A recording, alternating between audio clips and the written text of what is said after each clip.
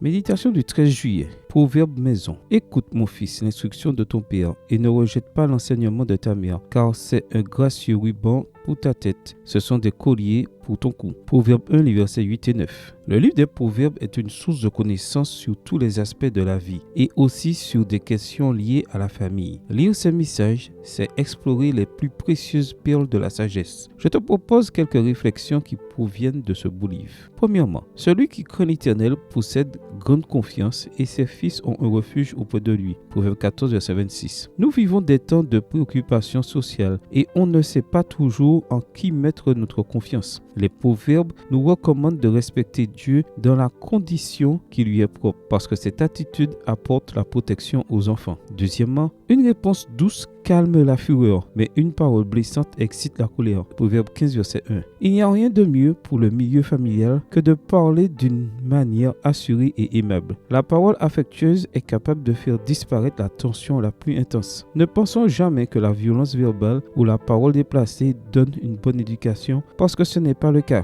Exercer l'art de parler correctement est une pratique qui résout beaucoup de problèmes. Troisièmement, corrige ton fils et il te donnera du repos. Il procurera des délices à ton âme. Proverbe 29, verset 17. Certains parents pensent qu'ils doivent seulement être les amis de leurs enfants et les enfants vivent l'abandon. Les petits et les jeunes ont besoin de parents aimants, mais de parents. Et un père a beaucoup de fonctions, dont celle de corriger ses enfants. Il faut le faire de manière didactique, intelligente et mature, mais il faut le faire. Pourquoi? Parce que les enfants ont besoin de connaître les limites de la vie. Même si beaucoup ne le croient pas, les enfants sont plus heureux avec une bonne orientation que sans. Quatrièmement, un cœur joyeux est un bon remède, mais un esprit abattu dessèche les eaux. Proverbe 17, verset 22. La meilleure attitude est d'être positif. Être de bonne humeur est l'une des vertus dont nous devons parler à la maison avec les nôtres. Oui, c'est une vertu parce qu'elle se trouve à mi-chemin entre la frivolité et l'antipathie. Il y a des familles antipathiques qui vivent dans la dépression et l'abattement. Il y a des familles frivoles qui vivent dans la dictature des émotions incontrôlées. Il y a des familles joyeuses et de bonne humeur, et cela est très sain. Ce sont quelques-uns des adages du merveilleux livre des Proverbes. Il y en a beaucoup plus qui sont d'une sagesse exquise. Lis-les seul lors de ton culte personnel. Lis-les en groupe lors du culte familial. Essaye de les actualiser pour la vie quotidienne. Essaye de les vivre parce qu'ils ont été écrits pour cela. Amen.